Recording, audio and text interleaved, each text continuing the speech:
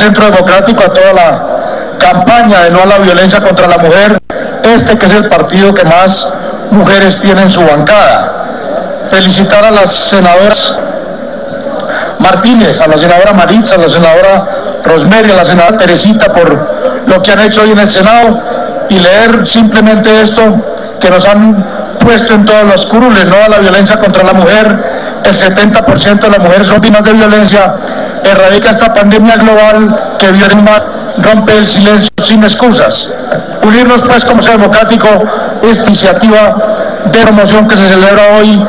en el país, pero también en la República. Para dar constancia, señor presidente, ante los últimos días, negativa del gobierno nacional de considerar los más importantes proyectos de infraestructura en el departamento de Caldas para incluirlos en el presupuesto general de la Nación del año 2015, y las interpretaciones de algunos analistas y medios de comunicación con base en desinformaciones, están afectando en forma considerable el porvenir del desarrollo de mi departamento de Caldas. Quiero dejar como constancia en esta plenaria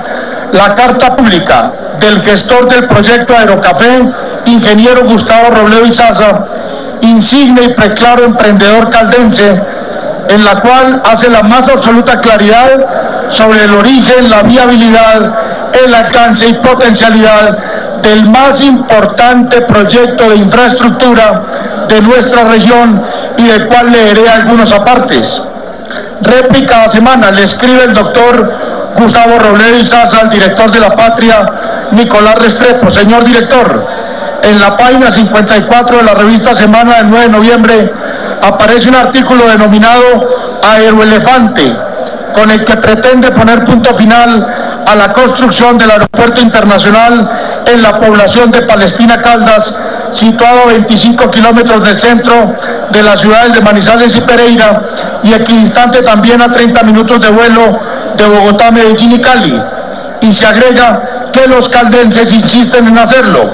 ¿Y cómo no vamos a insistir en ello si se trata del mejor aeropuerto del interior del país, con una pista de 3.700 metros de longitud, paralela a las cordilleras central y occidental, y con una altura de 1.500 metros sobre el nivel del mar, sin obstáculos hacia el norte hasta la Sierra Nevada de Santa Marta, y una zona trapezoidal de planeo de más de 8 kilómetros hacia el sur, que permite giros amplísimos a izquierda y derecha para decolar o aterrizar sin ningún peligro. Los estudios meteorológicos que